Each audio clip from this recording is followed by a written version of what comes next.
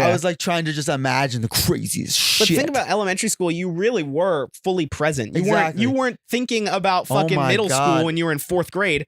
Or Not not even in 5th grade were you thinking about middle school. No, you don't know. In middle school, that's kind of where it shifts. Like, even like graduating 5th grade, like last day of 5th grade, you're like, damn, I think bro, middle 7th school's grade, coming up. And then you're like, okay, but summer's here. Yeah. We get 5th grade summer. That's 5th grade hype. summer was probably banging. Oh my God. Boy. But I think 7th grade for golf. me was the shift where it's like you're thinking about the future more than you are thinking about the present. I agree with you. 6th grade, COVID did it, bro. We was shooting COVID this shit in 6th grade, bro. We have so many 6th grade stories, bro. Oh my We God. were so dumb. We were fucking Miss we were Workman's smart class. though. We were the Miss smarter Workman's ones. class. Oh, absolutely. Me, you, Con, Gavin. Gavin was smart. We had a falling out with that motherfucker. Oh yeah. He's fundamentally He tried to argue some crazy shit. He tried to fight us. He didn't try and directly fight us, but he wanted Michael Gall to fight us. He tried to get the biggest kid in the grade. He was like, the biggest bro, kid in 6th grade, bro, 5'7". He was 5'7". I could get a 5'7" kid to beat all of you up. All at once. All at 1v5. 1v5. And Luke was like 5'6". And honestly, we believed his ass. I know. I was playing it cool. I was playing it cool. I was like, bro, don't say that to me. I know. I was like, no, you're not. Yeah. But we was up to Michael Gall wouldn't have ever done not a anything. fucking chance. We Gavin was up to no good though. We was trying to make drugs. We was trying to make drugs in 6th grade to distribute. We had a fucking Ponzi scheme. Oh my God. That is a ridiculous story to tell. We can tell this whole story. Yeah. So I don't even know. Okay, you know what? We'll start the story by going back to 3rd grade. I like this. Third grade is. Third grade. Oh yeah. This is a great This was the preface to the 6th grade thing. This is like our demo version before we got to 6th grade. And we were developing more, and we were like, okay, we can go even deeper. Yeah. So in 3rd grade, these lunch tables were just 2 rows of seats, and on the end, it just feels like a square because it gets closer. It's like an oval. It's 2x2. It's 2x2. Yeah. Yeah, it's 2x2. So at the end of one of these tables, in elementary school, you're making anything a big deal. Yeah. There were tables of like people who mattered and people who didn't matter. Like we were at segregation. We were at the good table though. We were at a good table. Maybe not the best table by elementary school, like just by popularity standards. Sure. But we were at a good table, and on the end of the table, we had something called the square, which is just the 4 end seats. Yeah, the 2x2. We were just good friends, and we turned into a group of the square.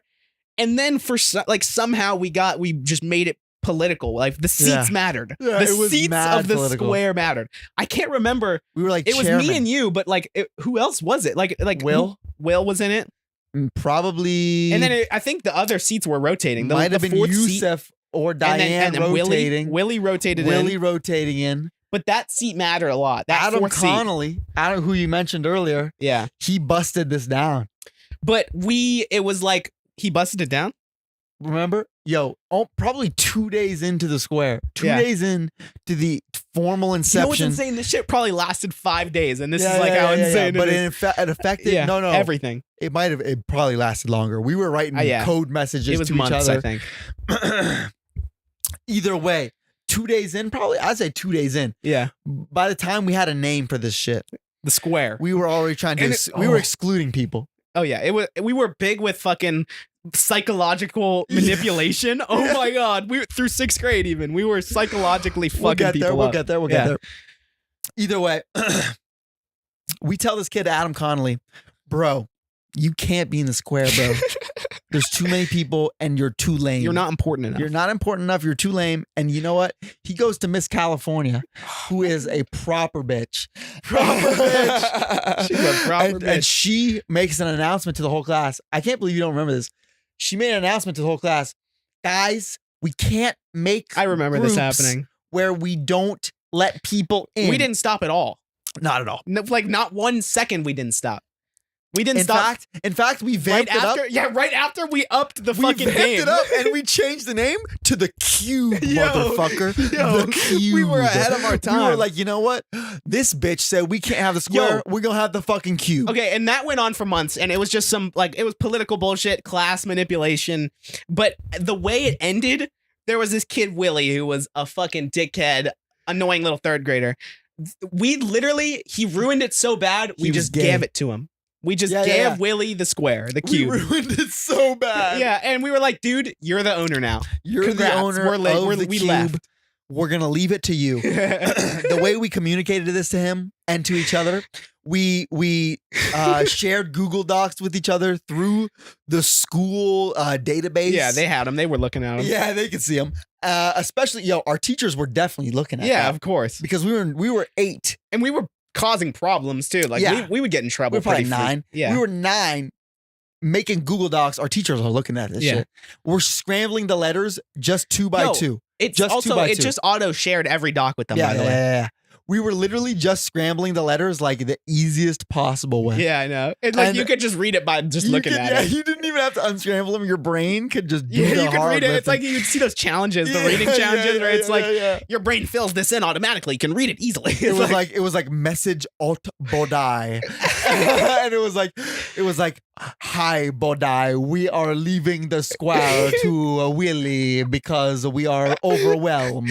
We thought they had no clue what we were saying. Yeah, we were like, damn, we got the ass, bro. We got the ass. We did have the ass in 6th grade. I would say we definitely had so the ass 4th and 5th grade were hella autistic. Absolutely. It was just pure autism development. Yeah.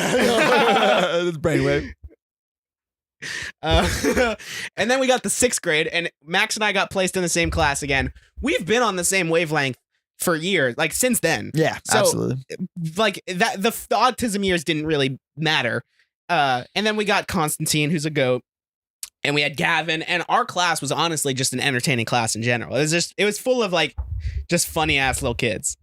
Yeah, funny to us. Yeah. And critters. So that kind of thing developed again. It wasn't as formal and as like set in stone as the square. It wasn't named. No. Oh, actually, we did have strategy and we did have names. We had it more. It was more formally named. Yeah. Now that I'm remembering, we had a logo. We had multiple iterations. We had a website. We had a website.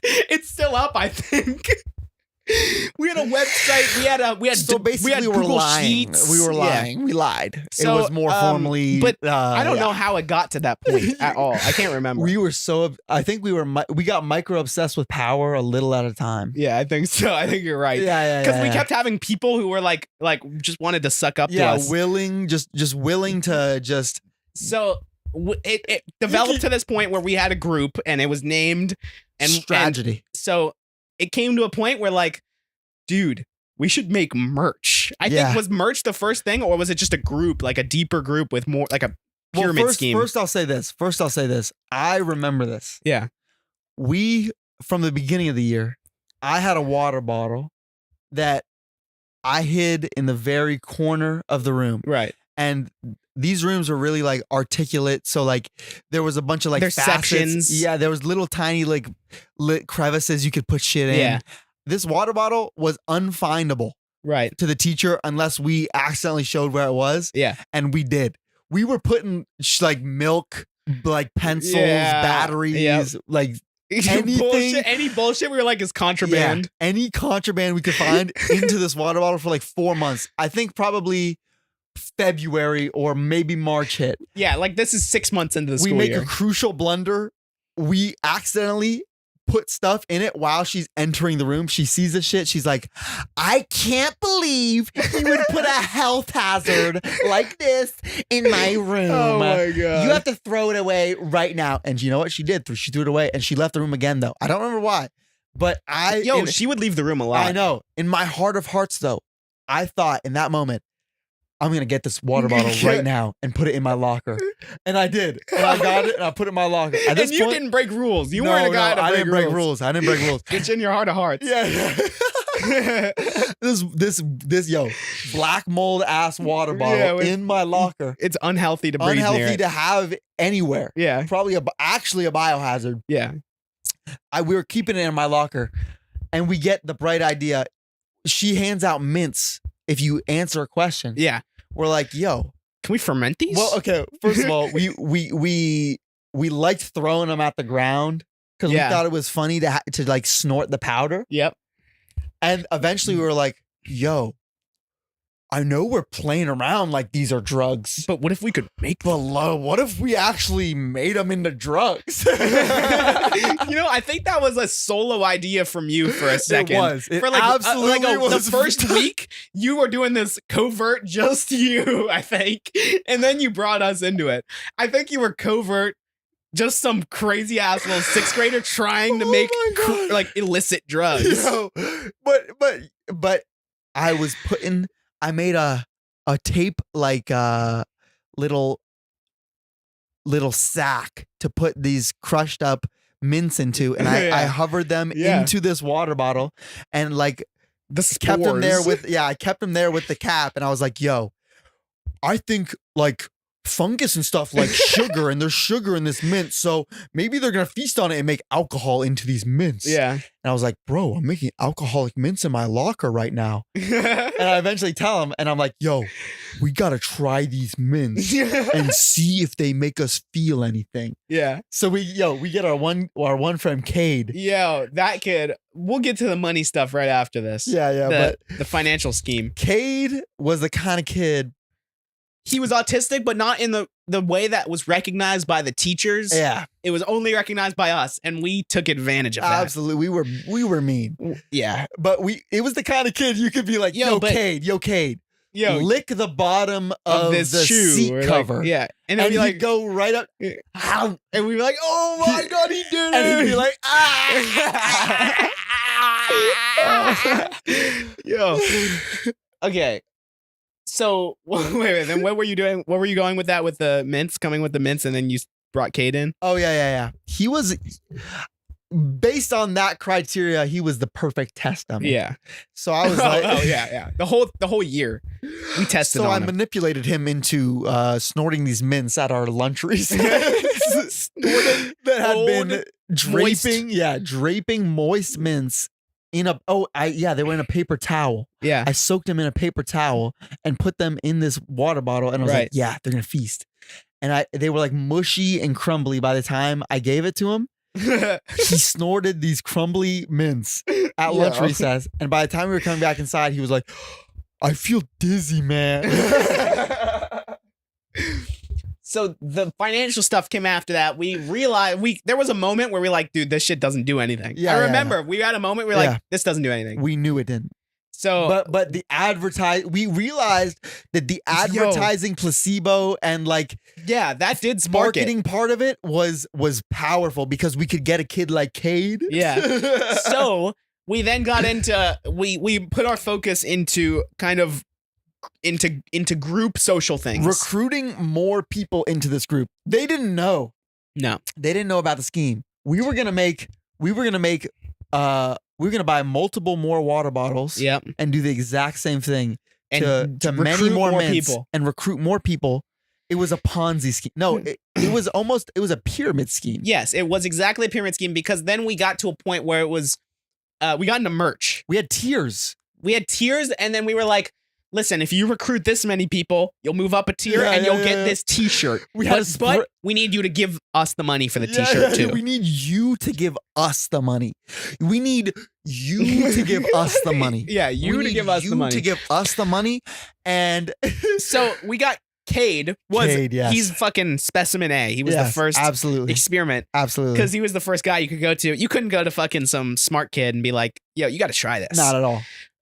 We went to Cade and we were like, okay, we're going to make t-shirts and we're going to recruit more people. You can be the first guy. We'll give you a one-of-one exclusive t-shirt, and it'll be worth a bunch of money or whatever. And this kid, this what is he, 11? This 11-year-old gave us a $100 bill. $100. A bill. Yes. Like he probably took it from his parents. At this point, we made a whole spreadsheet with tiers, with donation ranks. I'm gonna be honest. We raised $250 from a total of probably. They still exist. Honestly, if I still have them, I'll put them on screen now. I'll blur out the names. No, I don't know if we have them actually. No, we have them. The Scazed accounts are shut down. No, I think it wasn't even on Scazed. We'll look for them. If they're there, we'll put it on screen. But we had at least 15 kids in the grade, which there's like each team, which they're very more separate. Than 15. It was like 25. Yeah. They were in multiple classes, and classes didn't really interact that much. We manipulated people into thinking that they were going to get free merch eventually because we promised profit. We promised profit because we were going to run a drug business. Yeah. We were going to give Drug out. fronted by merch business. Yes, fronted. Yeah, we were like that. A merch front drug business for alcoholic mints in 6th grade. I remember telling my friend Mateo, yo, my friend Mateo said, yo, I got a potential buyer at my yo. I got a potential buyer at my summer camp. Yeah. At my summer camp. And I was like, yo, bro, I'll give you $1,800 worth of alcoholic mints to give to this kid. Yeah. Yo, I remember this. It was the most retarded thing we that we possibly could have thought about. We received the money. We received hundreds of, I think hundreds almost of dollars. $400 in 6th grade, which is a big deal. Yes. I think we received. We were 11. We got We hundreds were of 11. dollars. We got $400 from at least 20 different people. And we were like, okay, we're going to give these first 10 people shirts. And then as we recruit more people, the other people will get shirts. Dead ass we got ourselves Ponzi shirts. pyramid combo. I think Constantine still has 2 of the shirts. We made we made sweatshirts. They were $60 a piece. We bought them for ourselves. Yeah, we spent $180 as the leaders on sweatshirts. My dad thought I was rich. I don't know what my dad thought. Yo, because I was like, my dad, I gave the money in like a sus ass container to my dad. I'm like, here's money. We got to buy these shirts, Dad. And he was like, okay. Like, cause I'm 11, I can't buy shit online. Yo, do you know what these shirts had on them? The back had huge letters, OG. That was the name of our rank, was OG. Yeah, OG. We were OG rank. Yeah. And the front had the logo and strategy under it. It's probably dude, if I still had that shirt. I designed the logo. The logo SG? was tough as fuck, bro. Yeah. We ruled. Well, there were that 2 shit. logos. There was the white and red one, and then there was like the green. Absolutely. But they were for different things. They were different ranks, different roles. We had financiers, bro. Yeah, we had people managing the accounting. We had people. Yeah, absolutely. We did. Yeah, Peter Corby would was work on the accounting. managing the account. Yeah, called Holy Peter fuck. Corby in episode 2. You guys, real ones will remember that. That was a mistake. Yeah, I meant to call Peter Novikov. It's okay. We got to him eventually. Yeah. And I don't yeah, whenever I ended that, I realized it was Peter Corby, and we ended that call, and I was like, I thought I kept saying the full name Peter Novikov to Peter Corby, which meant, and then when I rewatched it, we didn't say Peter Novikov at all. Really? Yeah, we were just like Peter, and so I don't think he knew. He didn't know. He just thought we were being fucking dickheads. Drunk dickheads, yeah. We were being drunk dickheads. Drunk dickheads. Yeah. He thought we were, and we were. Fuck. It's okay. You can be drunk dickheads to people you knew in the past. Exactly.